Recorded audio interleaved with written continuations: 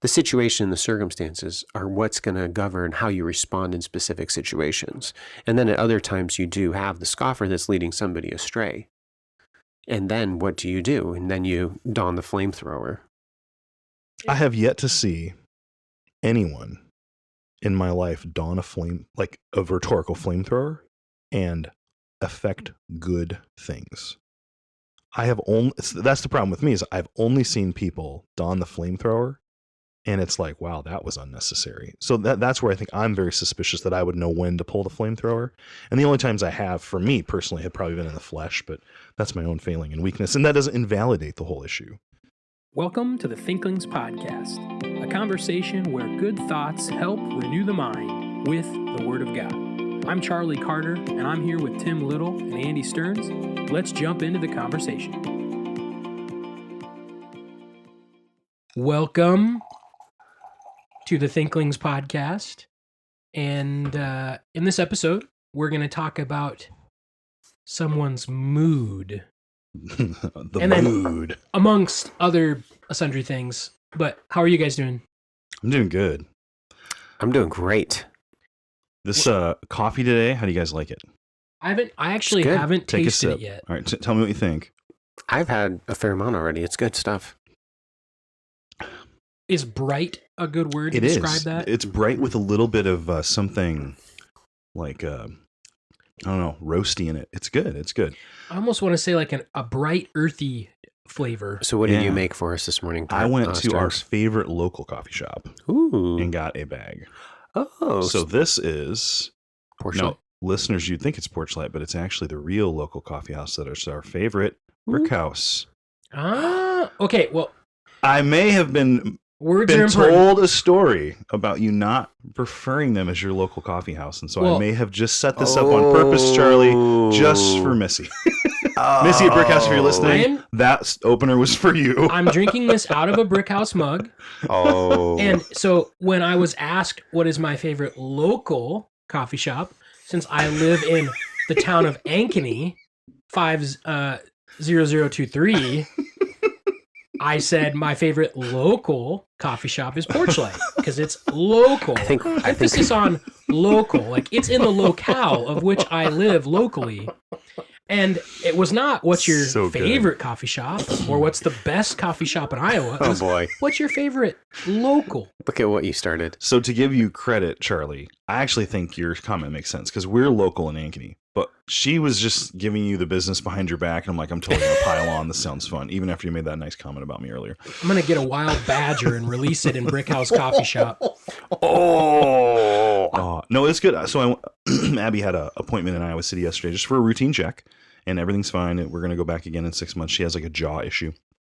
But I've said multiple times in December driving by BrickHouse that I should stop. It's one of my favorite, is like my favorite coffee house.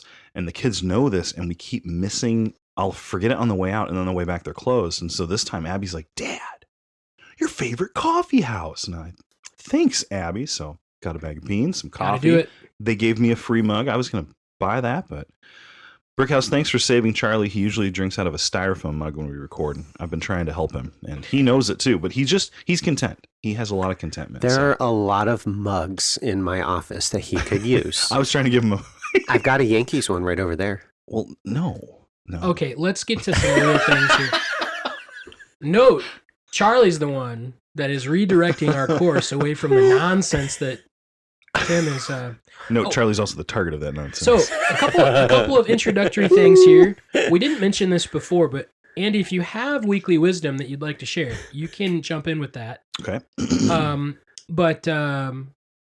Yes, so we have started sort of refurbishing, maybe would be the right word, our website. And so if you go onto the homepage, you'll see that there's a new little drop-down menu with ink things on it, and we have posted a couple of things there. We have Andy's blog post from recent days posted up there, and Tim and I are planning to write some things there as well. And if you go back to some of our oldest episodes, those have been refurbished with some new things as well, but just giving a plug for some new things there. My Baptist Bulletin article came out this last week as well. Oh. A song for married ears only? Question mark. Oh, I like that. That's a I good was title. about to say, well, I won't read it then. But you put a question mark. Oh, okay, maybe. But yeah, and so we need to get links to that as well on our website. Right. Actual published Mhm. things. But published ink, I think, is our parlance. But all right, so anything else to share, folks? Before we do that thing, I can pull a quote. I got a quote. I just Boom. looked this up. So I have a list of quotes here. And this is kind of interesting. I'm not trying to be a cast a pall on the podcast here, but I read the Meaning of Marriage by Keller like about 2 years ago in December. I think that was one of my books in business.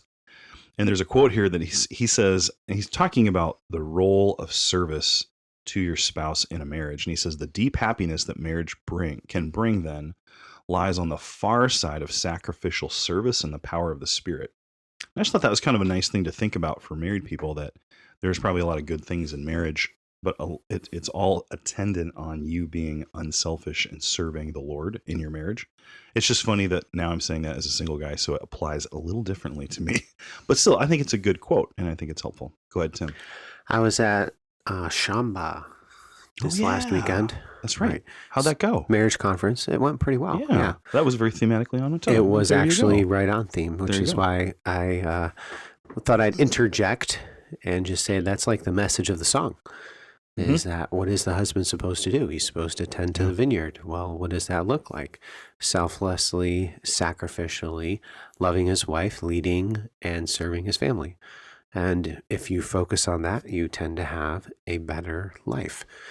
It's the far side. What was the exact words? It's the far side. It's on the far side of sacrificial service. Of sacrificial service. The happiness that marriage offers is found on the far side of sacrificial service and the power of the Spirit. Mm-hmm. Yeah, that's a good quote. I haven't finished it yet, Tim, but I am closer than I've ever been to finishing your book. You read one more page?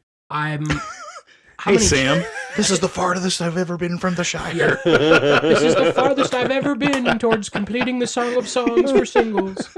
If I take another step, Mr. Frodo. There is a One more YouTube page. video. There's a YouTube video where every step that Sam takes, they re-interject that clip. So literally every step, Mr. Frodo, this is the farthest I've ever been, and then he takes one more, and it just keeps doing it. It's so good. It's Annoying. a waste of everybody's time, but Yeah. it's pretty funny. Anyway, we have some business to tend to. Books and business. Let's talk about some books, and I'll go first. So I've been reading a lot of different things, and so a lot of things to comment there. I'm about 80% done with about 10 different books right now. Wow. And so that's like a great place to be. You're horrendous. yeah. Like And all so, the irons me. in the fire are like melting. Except I would have given up on 8 of them already. but you know why I haven't given them up, Tim? So good, Tim. It's because Bookly so succinctly tracks where I left off. I know. That I can go right back to it.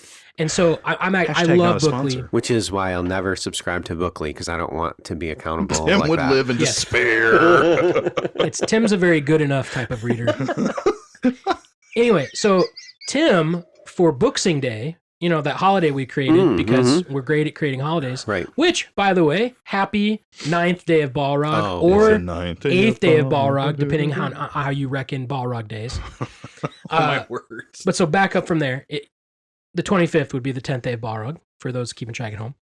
And so Tim, on Booksing Day, gave me this book by a minority of multiple dimensions, both a woman and an ethnic minority, she is also a pastor of a church. Oh, yeah, that So one. that tells you some flavorings of what's in this book. But I have been pleasantly surprised of some of the contents of that book centering discipleship. Good. There is a lot of disagreement, but there is agreement. And so we will come back to that at another point. But she points out these 4, I don't know if she uses the word essentials, but essentials of discipleship. And she talks about character, theology, wisdom, and mission are her 4 like essentials. And she heavily hits mission. And it's a very emergent flavor where the institution of the church is not as important. It's more communal, less formal. And so mission in the community becomes a huge pinnacle of their discipleship model in your local context type of an idea. Okay. And but as far as just like 4 pillars of discipleship, what are you trying to do? You're trying to increase character, trying to increase someone's Mm. theological understanding. You want them to be wise and discerning, and you want them to live in their community how Jesus lives. I actually had no problems with that. Mm-hmm. And she has some helpful thoughts. And so we'll come back to that at another Mhm. point. I still am not recommending the book by Mhm. any means, but there's more there within the field that I study often of discipleship than I thought would be there. So Does she bring up, I know you haven't gotten, through a lot of it yet, but the idea that God uses trials and suffering in the sanctification of the believer? I don't think she's gotten that specific yet. Okay. She marks those essentials, and then her kind of she calls it the pathway, a discipleship pathway, and Mhm. she's explaining what pathways are, and it seems very ambiguous. She mentions, we want kingdom fruit. We want kingdom fruit, and she Okay. says that a lot, and she does get to a point of defining it. And so I'll maybe do like a full workup on it at some point. I haven't decided if it's really worth the airtime, but there's more there than I thought was there. It's I think for me at least, it's good for me to read someone on the edges of the the field that I'm the most practiced in. So Yeah. So you haven't finished it. So you're not ready to rank it. no, Would you give it, like, if you had to give it an emoji at this point? I assume not a heart emoji yet. an emoticon. An emoticon. Not a heart Um, emoji. Not a, like, angry face emoji. I What would emoji? probably have the emoji where it's like the guy like with the furrowed brow. Thinking. Okay. Yeah, Thinking. like, Oh, that's good. That's nice. Okay. So it's You making know. you think. Nice. Yeah. Okay. Anyway, Centering Discipleship. Been reading that.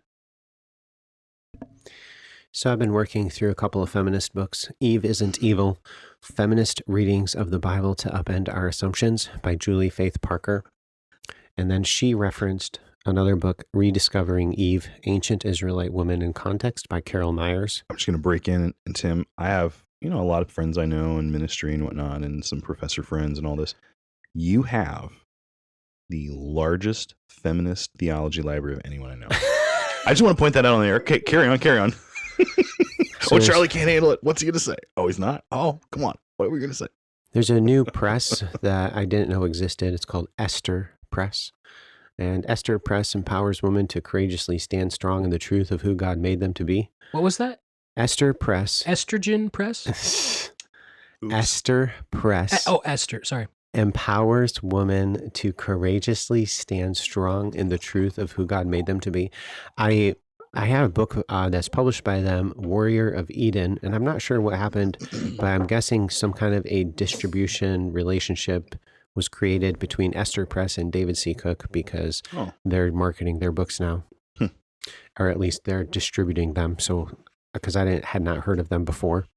And then on the church I was visiting this last weekend, they had a Sunday school periodical, and on the back of the periodical was a full page ad for Esther Press. So I've had a couple of interactions now with it. Anyway, it's just within that whole realm of feminist readings and stuff. So Eve Isn't Evil by Julie Faith Parker. This is a Baker academic title. Oh, okay. There we go. The subtitle, Feminist Readings of the Bible to Upend Our Assumptions. Chapter 2, Eve Isn't Evil, Why I Love Her and You Should Too. Which, by the way, Eve isn't evil. I mean, Amen. she erred. She made a mistake in the Garden of Eden, but I wouldn't call her as evil. She is the mother of all living, and there are in many ways that women should model her in her godliness. There's not a lot developed of her character and who she is in the biblical revelation, but to conclude that she is evil would be a false or incorrect conclusion. But at the same time, this is a feminist reading, and a lot of times we don't understand what feminist readings are. Particularly for our listeners. So I'm going to actually read a little bit Excellent. of what she does here. She actually creates kind of her own translation / paraphrase of the creation account. Both Genesis 3:16 is going to be, she's going to translate that, but she just kind of tells the whole story. So I'm going to pick it up in chapter 3 where they sin. And I just want to kind of depict a little bit of, I would say, the bias. Maybe I should talk about feminist interpretation. Do we know what feminist interpretation is? I do. I had to read Rosemary Yeah. Rutherford Rather's Sex and God Talk book. It's like a revisioning the entire Bible apart from a man's view. And I think the listener needs to know that at times it's like wholesale change the story because you're doubting that the story was accurate because a man wrote it down, kind of a thing. Yes. She was, I think, on the edge of it, and Okay. I'm not super familiar. Like Say that you are. again.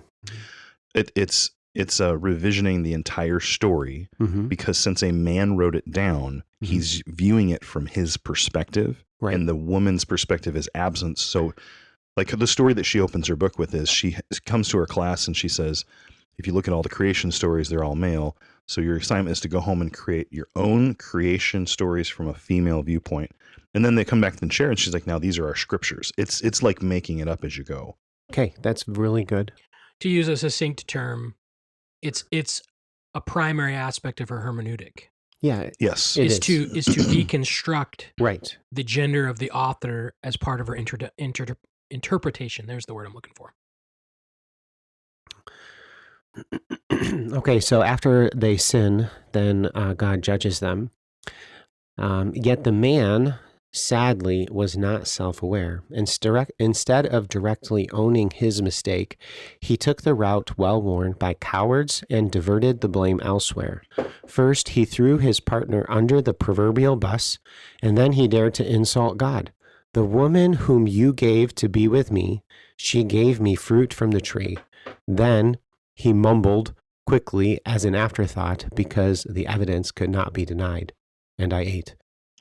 God, in her grace, let the man's self-centeredness slide. God then asked the woman directly what she had done. Unlike the man, the woman did not cast blame on her partner, who clearly had heard God's prohibition, but showed no reluctance in eating the fruit. And the woman wouldn't dream of accusing the deity herself. Instead, the woman rightfully informed God that eating of the fruit was the snake's suggestion, and then admitted to her own culpability. God did not ask the serpent any questions directly because the divine spark Ezer woman was so trustworthy that she could always be believed. Wow. Okay, so Wow. that's not how the story actually goes. If you could describe it in one word, Tim. An emoji. Give So some- I'm going to, after Keep going. God kicks them An out emoji of, be the serpent. after God kicks them out of the garden, actually, she states, and Eve, she remained in Eden with God. Because what does the text actually say? That God kicked man out of the garden. Yikes. So she says that Man. Eve actually stayed in Eden with God, the mother of all living with the mother of creation. So who is God? Eve? No, the mother mother. of creation. Yeah. Mother. Oh, I see what you're saying. Okay. God is a woman. Yeah. Whenever you see a mother and daughter laughing together, this is a spark of God and Eve. Whenever you notice two women sharing stories and supporting each other, that is a trace of the divine mother-daughter.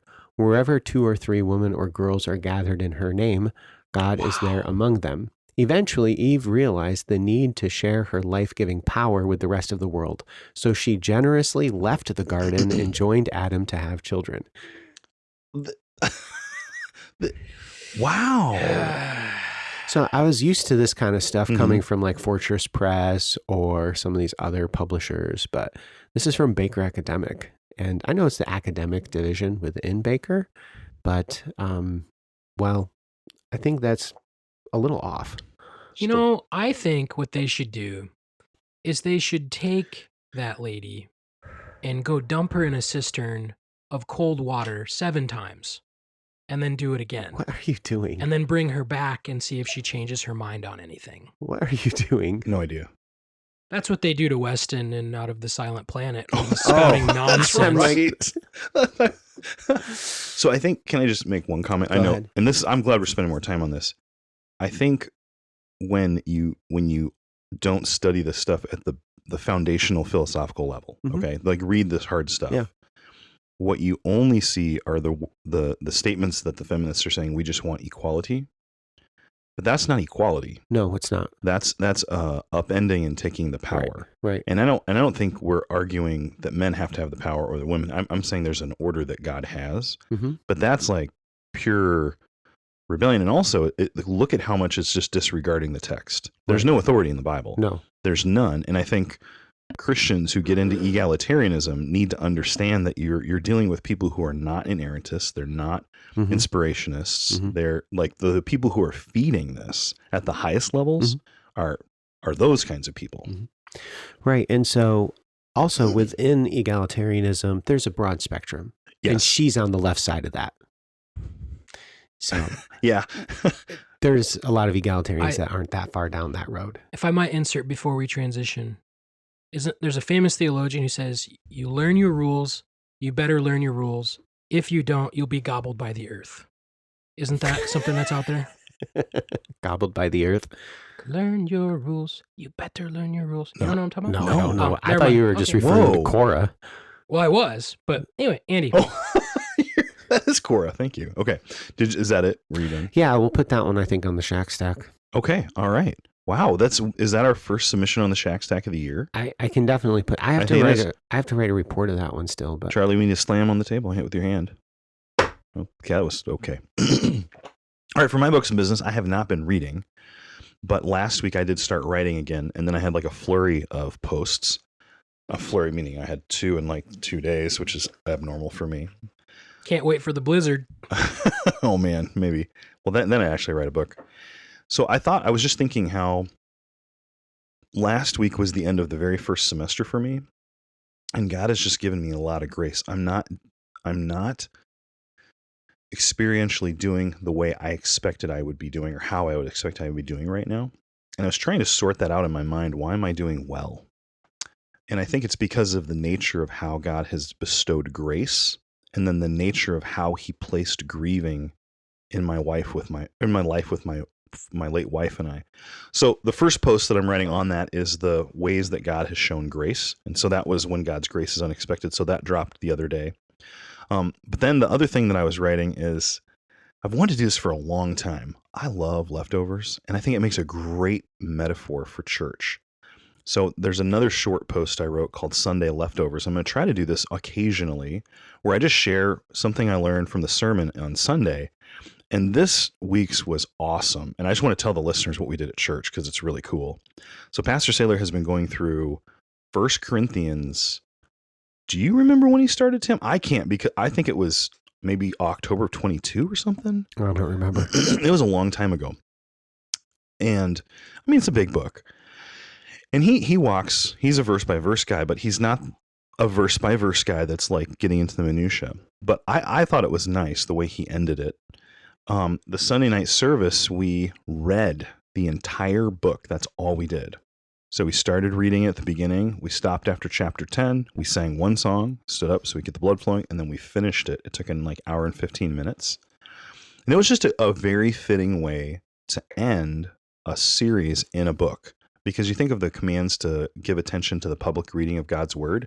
And now, as you're going through, I know some of those passages are a long time away, but I thought it was cool to see the scope of ministry that God had accomplished in like a year and a half in all of our lives. And it was I thought it was fitting. I thought it honored like the Lord and His work. And it was just a moment where you're remembering this lesson or that lesson, or that passage, or man, I remember what was going on in my life right there when we were talking about that. And it was something that was good. I couldn't put my finger on it. So I thought that was cool. I think we should call that the Sailor finale, and churches should start doing that personally. But anyways, so that's my books and business. I didn't really do any reading, just some writing. Awesome. I do like that. That is a fun thing to do. Read through the whole book. Yeah. I don't think I would ever think about that. And he got through. I mean, he had to read the whole thing. So he did it, though. I might have pulled some volunteers, but that's what I was thinking. But so here's what's in this episode. We're going to talk about a recent couple of writings about the mood and philosophy of ministry, and a couple key characters in the discussion are Kevin DeYoung, who sort of created the the topic as he made a post a couple months back. And then the other character is Doug Wilson, who DeYoung is commenting on. And so we talk about that and we discuss it as a group, and we hope that that will be a blessing to you. And yeah, here's that main content. Let's have a conversation about cultural engagement in ministry. Ooh. Sounds interesting. So a few months ago, or I guess as this is airing, it's about 2 months or so back, there was some sparks flew between two leading, I'm going to call them pop Christian leaders. So one is Kevin DeYoung and the other is Doug Wilson, and it centered around a blog post by Kevin DeYoung where he was talking about the mood of Moscow. So Moscow, Idaho is the town where Wilson and his empire of Canon Press, his church, the school, the classical Christian schools is in Moscow, Idaho. And so what DeYoung writes is a blog post titled "On Culture War, Doug Wilson and the Moscow Mood." So the tone that comes out of that town is the idea. I just love internet blog kerfuffles. Yeah. It's really a fun. If you're not in it, it's interesting to learn from. So I'm excited about this. And this should be interesting. It's a modern phenomena where they're having this dialogue, this discourse, almost virtually in blogs. And so DeYoung posts the initial post where he points out some issues with Wilson. Wilson responds directly, but then in the midst of that, there's all these other people from both camps who are also blogging about it. So it kind of has this like ruffle, of internet postings. And so here's an overview of sort of what the issue is. So they're dialoguing as pastors who are both Reformed, who share a lot of theological common ground. They're discussing how you should, as a Christian, interact with your culture. And so they both have, just as a general statement, they both have some books that they've written, blog posts that they've blogged that would be helpful to you. We would not, as Thinklings, fully endorse really either of them. No, we're not Reformed. Yeah. And that's one thing. And they have certain works that are better than others. And so, to use the illustration, a broken clock is right twice a day. How I would classify DeYoung and Wilson is that their clock is set decently, but they're in a different time zone. So that's kind of the way I would look at it. Oh, that's a good illustration. What I personally found fascinating about their discourse is the way that they build a ministry philosophy of cultural engagement as pastors and theologians who are very much so in a Christian and public spectacle.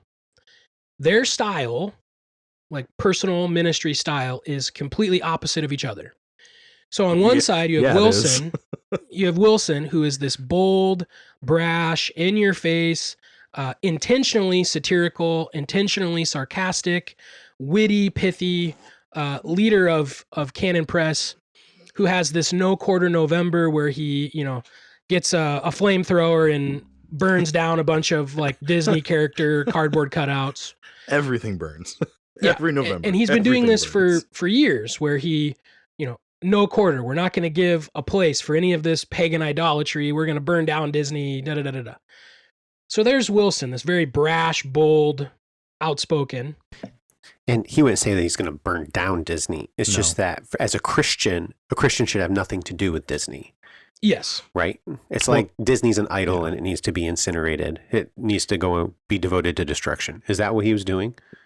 I don't know about the Disney thing. I just know the way No Quarter November started was satire upon satire. As he said, we here at Canon Press are always the very first one. He's like, we're very measured and calm, and we always sugarcoat things, but we've decided in the month of November, we're just not going to sugarcoat anything, which will be a very strange departure for us.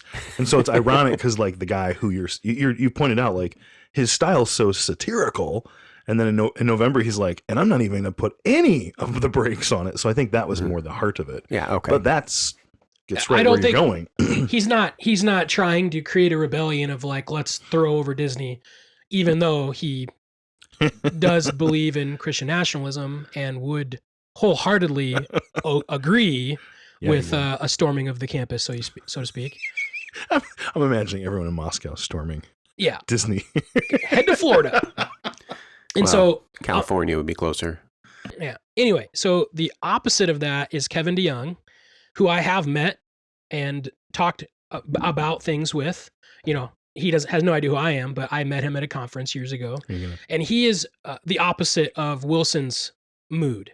He is very calm, serene, and at least from my outside perspective, he fits the bill of the traditional, typical intellectual pastor, where he's very exegetical. He's never going to be openly sarcastic. So it's a style fight. You know, like they're completely different fighters here, right? I like what you just said, though. I would say they really are both really clear and good thinkers. Yes, but it's a style. It's how they communicate their thoughts, and that is the substance of the conversation. Is DeYoung looks at Wilson and Moscow and says, "Your style is off. It's wrong," and then Wilson rejoinders to that, and that's what's happening in this discourse. And their main issue is how your style, how you're engaging culture. Should you be openly sarcastic? Should you do less or more of that satire? That's the discourse. And in what ways should a Christian interact with modern culture or oppose it? Are certain methods of opposition unchristian? These are the questions that they bat back and forth as they agree on some and disagree on many others. One example that we're going to get into a little bit more further on is with Wilson's language. So Wilson has a book we've mentioned called Serrated Edge. Serrated Edge, right. Where you appropriately at times to pick up this prophetic voice. You want your cut to have some edge to it, some serration. And in many writings and speaking engagements, YouTube videos, lots of YouTube, Wilson uses that bold, serrated language as he engages culture. He intentionally does that. And Wilson's camp, that Moscow mood, they call it the prophetic voice. The prophetic speech is what they're aiming at. And what they mean is that, well, there are prophets in the Bible who speak very directly to either pagan culture, pagan nations, or an unrepentant Israel. So that's, they think that this is the way they should do it. Kevin brings that up in his blog post, in his critique of Wilson, and he outlines a handful of unique terms, focus on unique there, which is putting it lightly, that Wilson has used in his communication over the years. I'm not going to mention them, but if you pull that blog post up, he very specifically shows what we would call a plethora of sexual or curse words that Wilson uses routinely. Yeah, and I would say he's not like Mark Driscoll from the late 90s, but I would say Wilson is definitely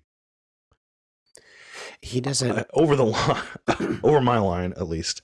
So reserve your thoughts. We'll come back. Okay, we'll come back to it. I like that. So here's why I think this is interesting and worthy of conversation. So we have a very popular book that not popular in mass, but to us, where we have ascribed to the idea that the medium affects the message. So why I think this is interesting is to ask this question. Does your mood affect your message? Oh. Okay, so here's the main idea of the episode. Spicy. DeYoung and Wilson's discourse, as well as the plethora of their defendants and other blogs, defenders and prosecutors, their discourse about the mood of ministry proves relevant for all who seek to live a Christian life of the mind, serve in a local church, and be used of the Lord. This is an appropriate reminder to not only consider the content of what we say, but also a reminder to pay attention to how we say it. So here, a little bit more specifically, some bullets of what DeYoung brings up in his blog post. Number one, DeYoung explains context. And so the context is the whole No Quarter November. We've mentioned this previously on the podcast, and some of those No Quarter November YouTube videos, social media posts might be worth a quick watch. It might give you some idea of what DeYoung is pointing out about Wilson. And anecdotally, some of those videos are quite funny. Like, I think they are well done. And you get to watch him literally don a flamethrower and like he shoots a drone out of the sky. He burns Elsa a cardboard cutout of Frozen. So good. Yeah. I didn't see that He one. sits on a burning couch. I mean, the first one, he's just sitting there on a burning Yeah. couch, I saw literally that burning. This year's video was, and then they actually sold. Cannon Press literally sold for, I think, roughly $2,000 Cannon Press flamethrowers. Wow. So Oh yeah, I missed this year. I forgot. I was otherwise detained. Wow. So that's the first point. That's the context, is the no quarter November, which is why DeYoung posted this in November. 2, DeYoung does not disagree with the use of satire and sarcasm against those who've turned away from the truth or oppose the message of truth. Here's a direct quote from DeYoung's blog. I'm a fan of good satire. John Witherspoon used it to great effect against 18th century moderates in the Church of Scotland. Sarcasm can be a holy weapon in the Lord's army. See Elijah on Mount Carmel. But sarcasm and satire by the minister are best used sparingly and against those whose hearts are set against the truth. Wilson makes fun of those who could be allies and loves to troll people who disagree with him. It's as if all the world is a meme war to be won, and no publicity is bad publicity, so long as people are paying attention to Wilson and Cannon Press.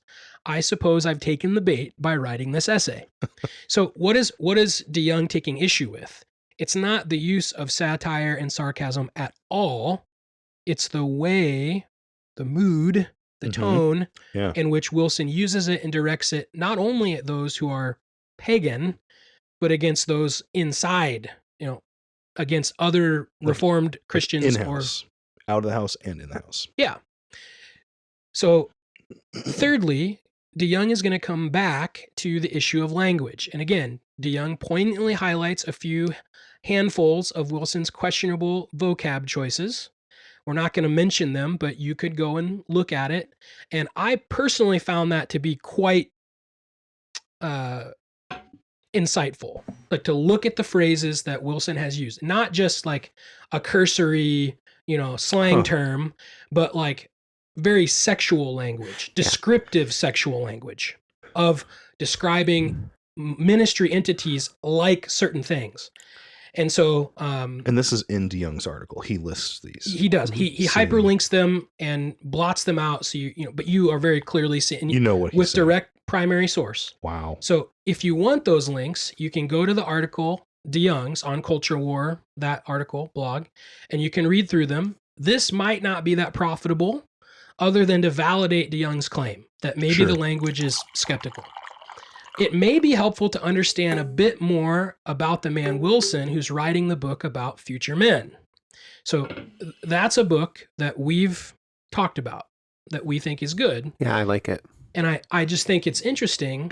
So even if Wilson does not address language specifically in Future Men, Wilson's rejoinder to DeYoung's blog post clearly emphasizes that he would not deny himself as a template for future men. So would you want a future man to speak like Wilson? Good question. Here's a quote from DeYoung. Were I to use these words in public or in private, I would be quickly confronted by my elders and likely brought before my presbytery for questioning. And that's a unique Presbyterian Reformed entity, a presbytery. If I persisted with this language, I would probably be deposed as a minister. And rightly so, for this language constitutes filthiness, foolish talk, crude joking, etc. Which of the Puritans, or Southern Presbyterians for that matter, would have dared to speak this way? What candidate coming forward for ordination could get away with writing in this way? What parent would be thrilled if their daughter's new boyfriend sprinkled his vocabulary with words like these? If such prophetic language is justified for the minister when he is attacking a godless culture, is the language therefore appropriate in the pulpit? So he just said, again, how do we interact with our culture? Is it okay in ministry philosophy to utilize some of those phrases if we're attacking the right person at the right time? That's Kevin's kind of idea there. So ultimately, DeYoung decides that Wilson's sarcasm, his language, his vocab is too much. And he, I think, very pleasantly is like, hey, you could do better. Like you could maybe not use some of that and still be very powerful and effective. And so that's sort of the article, is those points there to rehearse them. He looks at No Quarter November. He says, hey, satire and sarcasm aren't wrong, but maybe some of this language and its tone is not befitting ministry and the way you engage culture. So maybe you should modify that. That's in essence what DeYoung says. I just want to, this is not related to the topic, but I do want to point out that I've been wanting to read the Moscow Mood article and I've just not gotten around to it. That was super helpful as a summary. Like, I feel like I just was able to consume all the high points and now I can talk about it. It's also, you didn't share it in a way where I don't want to go read the article now. Well done, sir. I actually would encourage, again, we would not endorse all of DeYoung or all of Wilson. And this is going to be a balanced approach where I don't think all of Wilson is wrong and I don't think all of DeYoung is right. I'm probably going to side more with DeYoung at the end of this, but it is worth reading. And I think then even going and reading Wilson's rejoinder, as he calls it, is worth your time as well. So, yeah, I similarly haven't followed the conversation. I have not read the Moscow Mood article. Methodologically, I kind of am a little bit suspect because if DeYoung just went through and cherry picked specific quotes where Wilson was too, the terminology he used, too immoral or whatever else. Yeah, so he's just cherry picking specific words and stuff out of context. I mean, I'm a little bit skeptical of that kind of methodology. I don't think he's taking it out of context. Okay. I mean, he links every direct article he posts. Well, sure, but he's kind of being, so like specific wording, ripping it out of context. You can do that even with the scriptures, and some of the stuff that's even in the scriptures is extremely, even coming from the prophets, is very distasteful. Yeah, I mean, there's a lot of comparisons to bodily functions. Correct, exactly. Well, not a lot, but there are some. So I kind of have some, my methodological tingles are like, I don't know how much I like that. But anyway, very helpful. Nonetheless, there are, I'd be curious, the reasoning he says, and maybe this is not where you're going, because there's New Testament commands that would, I'm not a prophet. Correct. But they're saying it's a prophetic voice, right? That's their argument. Yes. And so, see, that's interesting.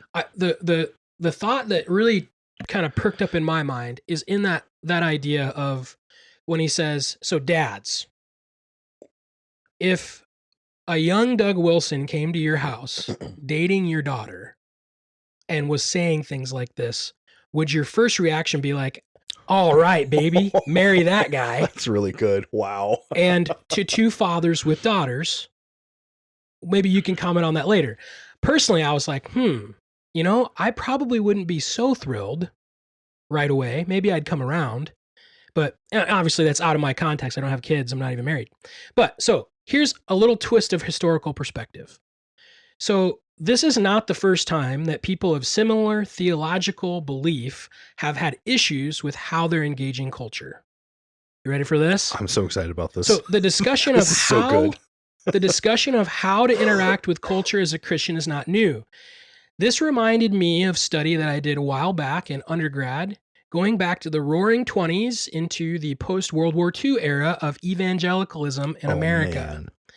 In that time frame, you had two groups of people that were likely known better for their caricatures than their legitimate lives. So who are those characters? You have the fighting fundamentalists and the new evangelicals. Well, technically, the new evangelicals didn't come around till like the 40s and 50s. The post-World War II era. Oh, you said post-World War II? Oh, I thought and they you were said present the 20s. from the beginning. My bad. It just they didn't until the fight was over with the liberals. They hadn't coalesced into their two groups. It really takes form in the 40s. Yeah, but they are definitely there back in the 20s and 30s. Gotcha. And Perfect. so here you have these fundamentalists who are viewed as this militant, very in your face type of person, like and they were. We'll get to it in a moment. You could think of some of those characters. And you have the new evangelicals who are trying to present themselves as a more cool, calmer, collected response to the modern era, right? The issue between those groups was not purely theological.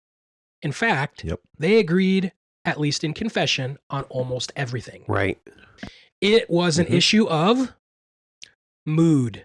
It was cultural. Similar to DeYoung's distaste of the Moscow mood was Harold John Ockenga, who was one of the first leaders of Fuller Theological Seminary in the 40s, and his buddies. They had a strong distaste for the gun-slinging, shoot now, ask for forgiveness later, J. Frank Norris. That was good. And I'm going to put a caveat to that. I don't know if these two ever met, so J. Frank Norris or Harold Ockenga, or discoursed, or were disgruntled with each other. They clearly didn't write blog posts. They probably had some articles about each other at some point. And one of them definitely carried a gun. Yes. Well, it's funny, man. I don't want to interrupt you though. Go ahead. Okay. Because they didn't have blogs, but they had the little papers, the little journal paper, and that was essentially what. And you can go back and read those. So the new evangelicals disdained the method of cultural engagement of the fundamentalists, and they sought to create a new mood. They sought a softer tone, cerebral, town square cultural engagement, as they deemed the fundamentalist mood as incompatible with genuine social ministry. Another full caveat, both sides of this issue, fundamentalist and new evangelical debate, have issues. So it's not as if I'm, pitting one as Wilson, one as DeYoung, and I think one was right, one was wrong. They both had their issues. But so here's a quote from Ockenga from the 70s as he reflected on the opening of the Fuller Theological Seminary in 1947. This is in the 70s he's writing this? I believe this quote is from the 70s. Yep. And also on the fundamentalist front, I mean, we always hold up J. Frank Norris because he was like the epitome. Yeah, the worst. Yeah. There were a lot of fundamentalists that we'd rather identify with. and we're going to mention one in a moment. Yeah, and there were a lot of fighting ones. I remember washing windows for a friend of my mom's, and her husband had been a pastor, and he had gone to Grand Rapids Baptist College before it became Cornerstone, and he had like Ketchum in class. Yeah. Or he had some fundamentalist who I'd heard of in Dr. George's class. Yep. And he's like, be careful. He's like, and the mood, the tone that he communicated that this guy in the classroom gave was very like fight. I'm ready to fight. It was like a J. Frank Norris type. It really was. Oh, okay. And so I do think there was a fair amount of that. And you got to think about, I'm not trying to hijack this. No, but do it. But you've got such a serious issue, the virgin birth, the deity of Christ, pretending to be a Christian and not in the 20s, actually going back to the 1870s. And then you've got, how do we deal with it? And 80% of the messengers at the vote are like, oh, that sounds okay. And the only 10% knew that this is a big deal. So I can sort of see where the fighting fundies were like, we've got to do something, and no one's doing anything. Mm-hmm. And then you've got them doing it in a brash way. And then you got the new evangelicals like, well, what if we just kind of, it's funny. You can almost see the same split in that 20s in today's 20s. And almost. It's a tone issue. Yeah. Yeah. I'm glad you brought it into the fundamental, because when you were going through your intro thing with Wilson and DeYoung, I was totally thinking new evangelical approach to culture and fundamentalist approach to culture. But it's a little different too. So it's nuanced. And I should resonate with what you said earlier, Tim. There are theological fundamentalists who we much more identify with on this. Right. The three of us in our history. Right. And so it's been interesting for me in the last 10 years to get to know newer fundamentalists, or different types that are more relational or more tribal, loving. Well, those we've So anyways, I would agree with you. I don't want to like besmirch all fundamentalists. So let's get to some quotes from these guys. So I love quotes. Here is Harold John Ockenga commenting on his initial address at Fuller Theological Seminary. Quote, New evangelicalism was born in 1948 in connection with the convocation address which I gave in the Civic Auditorium in Pasadena. That's where Fuller is at. While reaffirming the theological view of fundamentalism, so no theological difference, affirming it, this address repudiated its ecclesiology and its social theory. It differed from fundamentalism in its repudiation of separatism and its determination to engage itself in the theological dialogue of the day. It had a new emphasis upon the application of the gospel to the sociological, political, and economic areas of life. So what's the difference? Mood. So I'm going to quote from a blog that's the Eccentric Fundamentalist. No idea who this is, but he's going to mention Ernest Pickering's thoughts on new evangelicalism. A quick note on Pickering. Who is this guy? So Andy and Tim are both graduates of Central Seminary in Minnesota. And Pickering was the dean of Central Seminary in the 50s and 60s. Which if you go to Central and you go to their library, they have a bust of him and you can... So this would be someone squarely in our lane is Ernest Pickering. Now, again, not to endorse everything that someone is, but here's a quote from him. He would represent the fundamentalist side of the equation in that debate. And the point he's making here is, so here's the quote from the blog. Pickering in 1994 observes that evangelicalism was born with a particular mood, and that's their word, not mine. This particular mood was a marked dissatisfaction with the militant ministry philosophy of the fundamentalists. Pickering remarked that the militant excess of some fundamentalists, and here's direct from Pickering, disheartened younger men and propelled them toward a softer and broader position. It's a tone. It's a tone issue. And Ockenga and Pickering, among many others, knew that. Like that was the substance of this new evangelicalism of the 30s, 40s, 50s was we have to have a different mood. And so the quotes here are just to highlight that this is not like, we don't want to look back on history as if they've never had these discussions. This is something that's been percolating in America for 100 years. And it's worth your time as a Christian. It's a broader issue too than just how you talk. Yes. It's how you are interacting with social justice and the poor and the mission of the church. And so there's a lot of other issues connected to it. The tone, the mood, and how you're speaking to culture is like a slice of the pie. So maybe just that qualification. Yeah, no, I was going to make the same one. So broader application of the gospel to culture in that quote, that's like a broadening of what the gospel is. And you see that with N.T. Wright and a bunch of others in the most recent years. But it's funny to me because like there are those theological differences and yet the tone differences, I think, man, they became like at the forefront of that conversation. So I'm gonna say like I don't know if that's half and half. I don't know if that's wise to say. So and again, but it's big enough that I'm granting. And it's not as if it's only tone, like Tim said.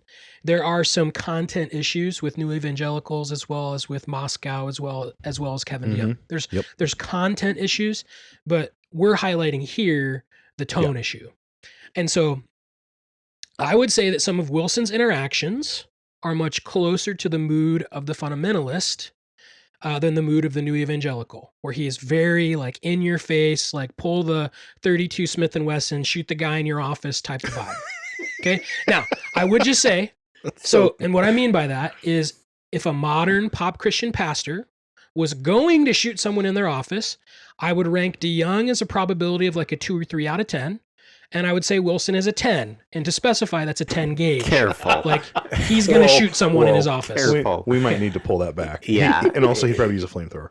I think he would agree with my satirical jest, though, maybe. He actually, I think in satire, he would say what you said was satirically appropriate. Taken out of context, I think someone would accuse you of... If anyone has any issue with that comment, it is a joke. Yes, it's a joke, everybody. So here's some concluding thoughts. First, I was challenged both with DeYoung and Wilson's discourse as they interacted with each other. I thought they were fair and equitable, but they shared their ideas and thought the issue through. A conversation like that should be ongoing, and it should be a consideration for all of us to think it through and to think how we have that discourse. I'm looking forward to hearing a little bit more about what Tim and Andy think here. So that's my first takeaway. Second, I found myself looking for help from Peter and Paul on the issue. So what does the Bible say about mood? I do not have as good a working knowledge of the Petrine epistles, Peter's epistles. So I won't comment on him specifically, other than to say that he did cut off a guy's ear. So I bet he would have some pointed comments on the subject. Anyway. Would we be able to hear them? Well, boy. I would consider Paul to be very concerned about his mood in 2 Corinthians. Yes, he did directly confront sin when necessary. So read Galatians. He, evokes anathema on people who change the message. So he's not going to shy away from confrontation. I don't think Paul would have ever wanted his public ministry persona to be defined by sarcasm. I'm willing to recognize that it's a matter of opinion, my opinion about it. And so I'm not really sure, how far to go down, what would Paul think, and try to assume what he would think. Anyway, overall, here are just a few quotes from Paul in 2 Corinthians that I think might be worthy of discussion. So here are some verses. For I wrote to you out of much affliction and anguish of heart and with many tears, not to cause you pain, but to let you know the abundant love that I have for you. For we are not like so many peddlers of God's word, but men of sincerity, commissioned by God. In the sight of God we speak in Christ. Therefore, having this ministry, by the mercy of God, we do not lose heart, but we have renounced disgraceful, underhanded ways. We refuse to practice cunning or to tamper with God's word, but by an open, I might enter simple statement, by an open statement of truth would commend ourselves to everyone's conscience in the sight of God. We put no obstacle in anyone's way, so that no fault may be found with our ministry. Those are a smattering of quotes between 2 Corinthians 2 through 5. Overall, I still find benefit in both of these men. I'm not swearing off Doug Wilson. Pun intended. That was. Thank you for pointing that out. Sorry for bad jokes, but pun intended. Those were good. The personal benefit for me was to rethink the way that I or we proclaim truth, and to be reminded of the need for careful precision when we engage other believers in a church, or your friends, or your family, or with unbelievers. Ministry philosophy of cultural engagement deserves careful consideration. One last thought as Thinklings. I'm not sure what our Thinklings mood is perceived to be by our listeners, but I hope it includes comfort so much as God's word and the Holy Spirit give comfort. I hope it involves hope so much as we focus our podcast on the hope in the gospel. And I hope it involves joy so much as we promote reading and discussing good books with godly friends. Last, I hope it involves creativity and imagination so much as we dedicate weekly time to the life of the mind. That's what I hope is the Thinklings mood. And maybe in the background of that, you could add some Howard Shore Shire soundtrack in the background. Ooh. And so I personally, I think I would take maybe a leaning towards DeYoung here, that the way you speak is very important. And hopefully we've found a good mood in our podcast. Anyway, that's all I have there, and would love to hear more commentary from Thinkling Little and Thinkling Stearns. I'll jump in real quick, and then Tim, you can go, and then I'll have one more thought. So Wilson is so, I don't know if the word is acerbic or testy or, sharp and barbed in his speech, that I've actually noticed when he's not that way, and it's been more alarming. And so his review of DeYoung's article was very positive, and he was looking forward to interacting with him. And I remember seeing that, and that was all I saw of it.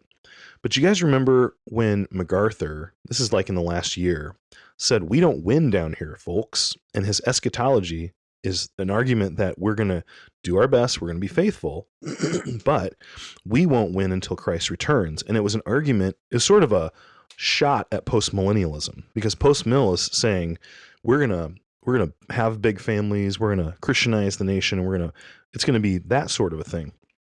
Well, all of these postmill, #datpostmill boys got on, and they're like going nuts online. Either Wilson said something first or Scott Annual did. But did you guys see the articles going back and forth? Wilson, like Scott wrote his article, and Wilson said, he praised it. He said, "This is really good. I'm looking forward to interacting." And they had like a good back and forth. It's just funny. So I don't know what I'm saying here with this, other than Wilson is such that when he's gentle and honorable, it's like alarming and surprising and refreshing. Go ahead. So that exact point Kevin DeYoung brings out in his post, where he brings up an example of someone that was very distasteful of Wilson and to Wilson, and they passed away. And Wilson made a very generous, kind post about that person. So you can go and read about that. And DeYoung is like, he's almost more powerful when he doesn't use the satire. Yes. And in this year's No Quarter November video, he actually, so here he has that really nice comment about annual discourse.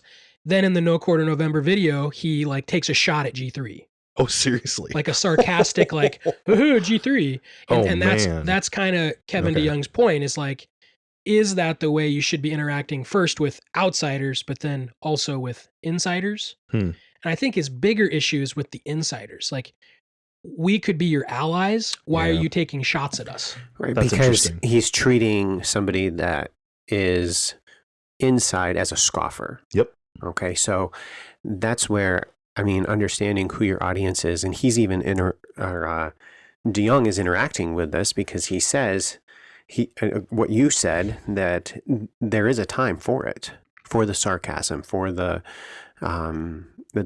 punchy speech.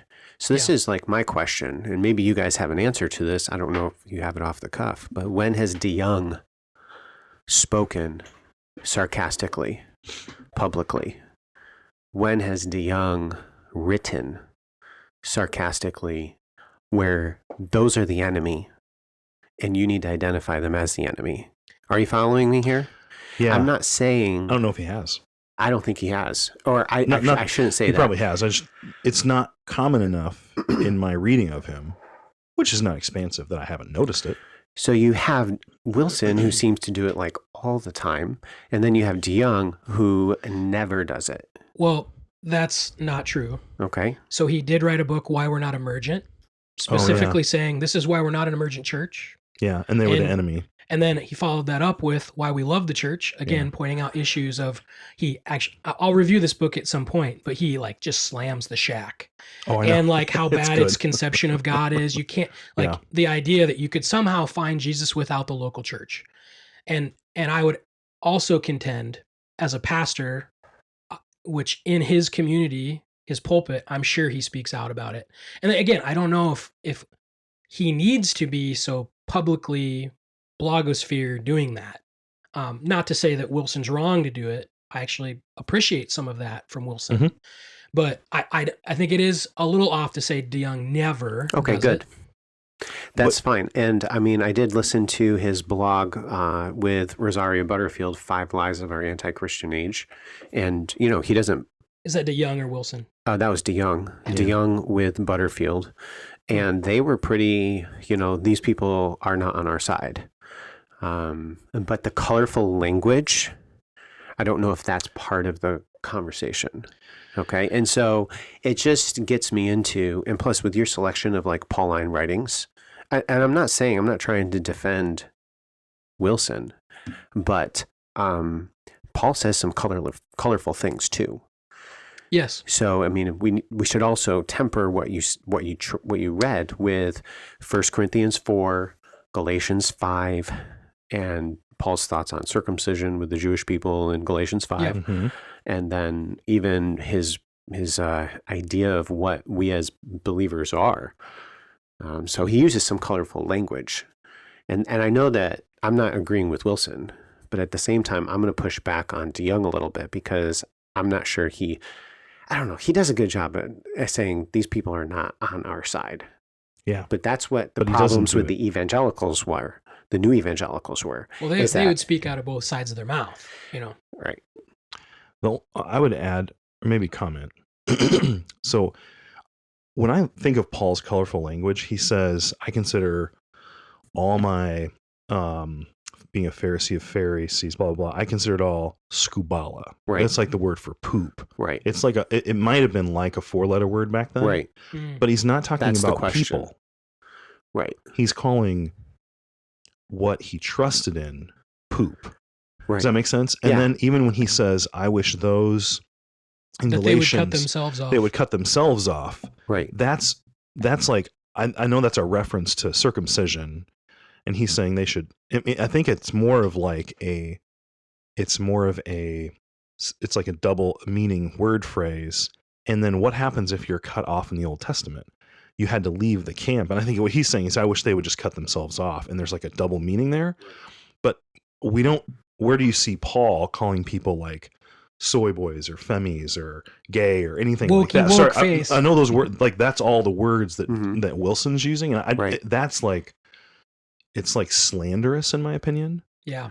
And that's where I don't know, like, what do I have? I have New Testament commands. I have Peter saying, keep your conduct among the general Gentiles honorable, so that when we speak against you as evildoers, they would see your good works and glorify God in the day of visitation.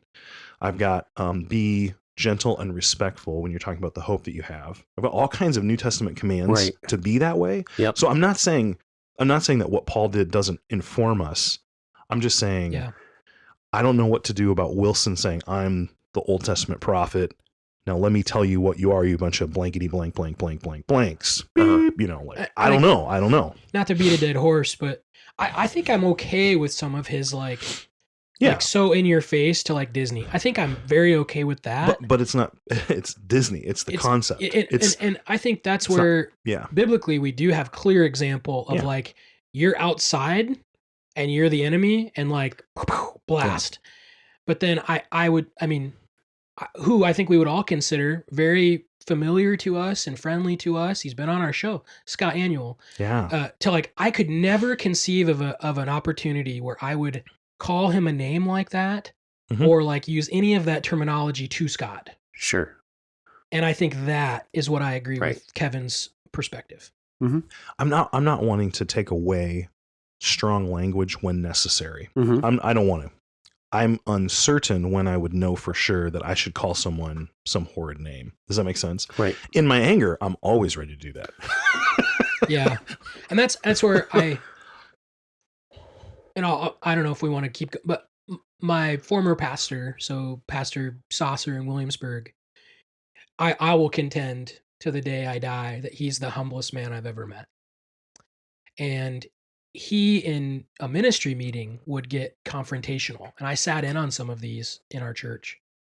And whenever he had an occasion in personal ministry where he got worked up, I asked him and I said, so how do you balance like the righteous anger, prophet's voice type of mindset when you're in a counseling scenario? And he says, well, most of the time I'm pretty convinced I'm right.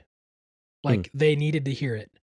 However, I would never, and this is him, I don't do as well with this. He said, I would never give my own heart the benefit of the doubt that I wasn't motivated incorrectly. And so whenever that would happen, I always call them and apologize. Interesting. Because the statement in Paul is that I don't want any stumbling block to be presented from the way that I perform my ministry. And I've just always been impressed by that. And again, here probably the biggest caveat that we would maybe say is that none of us know either of these men personally. Yeah, that's true.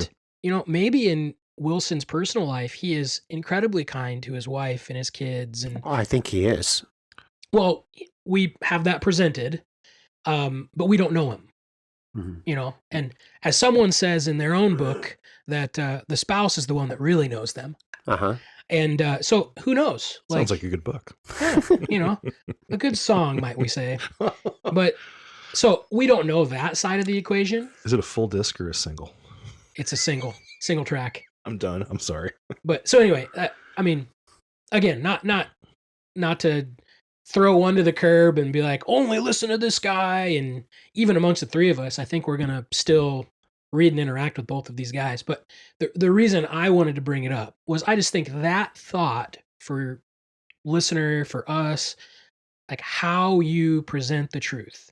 Yeah. How important is that to you? And I think especially the language you use, your posture to other people is important. And that's what I was reminded of. And I'm never going to fall into a DeYoung camp or a Wilson camp, but I'm thankful for their camps discussing this so that I could think about it. Anyway. I have to say, I think this has been a profitable conversation, even though I don't have a certain answer to this yet. I think my mind is going in good ways. I'm thinking of scripture. So I would just say that I think it's been good for us to discuss this. But one thought that just came to my mind, and I don't think we have time to tease this out because I'm looking at the clock. So it's interesting. So the passages I was just quoting to you, Tim, were people interacting with unbelievers. Right. Okay. And so Or people leading other believers away from the truth. Yeah. Well, that's actually coming next. So it may be that I need to do more thinking about purpose of communication and who the audience is. So, for example, when Peter says, here's this unbeliever who watches you suffer horribly. Mm-hmm. And they come up and they're like, why do you still serve your God? And you're like, oh, let me give you an answer. But you got to do it with gentleness and respect. Right. You don't say because I'm not some idiot like you, pagan pegger. That's not like what you give them a nice, gentle answer. You love them. Okay. Nice alliteration. There you go. Thank you. Well, it's whatever came out. And then if you think of Romans 12:4, it's or 2:4, one of the two. It's God's kindness that leads people to repent. It's not his anger and wrath. It's the fact that they know they deserve it, and it's his kindness. Okay, but those would be in the evangelistic sort of world. But if now what I want to do is go back through 1 Timothy, 2 Timothy, and Titus, where Paul makes admonition after admonition to Timothy and Titus that they are the church is the pillar in the ground truth. You should guard the truth. You should stop the mouths of unbelievers. You should get the people out of the flock that are saying wrong things. And so part of me, I wonder what Wilson's purpose is. Does this come up in DeYoung's article at all? Well, all of it is a wisdom decision. You're in the realm of wisdom literature. Yeah. Answer a fool according to his folly. Yeah. Don't answer a fool. Yeah, exactly. Okay. Where I'm trying to go is say maybe the audience and the purpose as part of our clue. It is. I think it is. And I don't remember that being a specific thing that DeYoung addresses, not to say that he didn't, but. So as far as how much Wilson interacts with the fool, well, maybe just let it go. And there needs to be a little bit more of the compassionate and public admonishment. But with DeYoung, I don't ever hear the sarcasm or the punch on the enemy, and that may be unjustified. I'm totally willing to say, but the whole point is you're saying you're agnostic, you don't know. That's all you're saying. In this, you just don't know. I haven't. Yeah, these are two men, and I haven't followed a lot of their literature or whatever else. But as I look at biblical principles and I see the interaction with the simple, the fool, and the scoffer, what you're saying is the simple individual is the 1 Peter 3, where the unbeliever sees you suffering unjustly, and so then how do you respond to that person? Well, you're there to basically instruct. Well, they might be a scoffer. They could be a scoffer. They could be mocking you for still following Christ. And what does Peter say? That's true. Yes. He says, flip him the bird and kick him in the face, right? Oh, no, he doesn't. No, Put on the flamethrower, baby. He says, with gentleness and respect, explain why you hope. Right. So that's why it would be hard if they're fools. Who is Peter thinking of? And then the situation, the circumstances are still going to be, yeah, it is. But the situation and the circumstances are what's going to govern how you respond in specific situations. And then at other times you do have the scoffer that's leading somebody astray. And then what do? And then you don the flamethrower. I have yet to see anyone in my life don a rhetorical flamethrower, right, and affect good things. That's the problem with me, is I've only seen people don the flamethrower, and it's like, wow, that was unnecessary. So that's where I think I'm very suspicious that I would know when to pull the flamethrower. Sure. And the only times I have, for me personally, have probably been in the flesh, but that's my own failing and weakness. And that doesn't invalidate the whole issue. Sure. But fascinating discussion, Good gents. discussion. Charlie, good choice.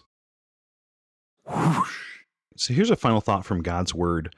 In my Bible reading program, I'm currently in Kings, 1 Kings, that is.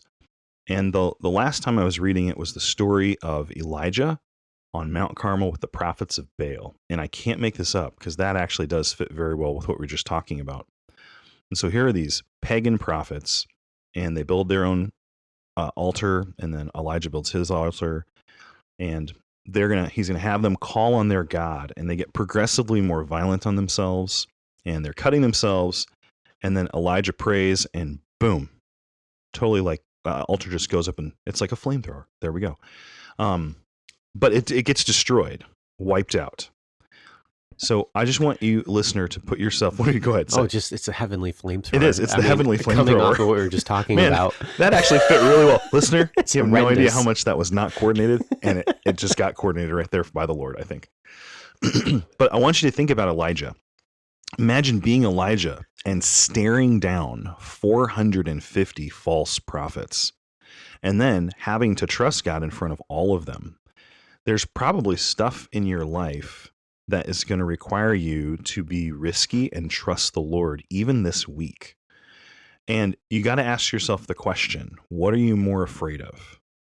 Are you more afraid of 450 pagans, or are you more afraid of not following the Lord who loves you enough to make a way for you to be saved and to know him and to accept you as his own child by adoption?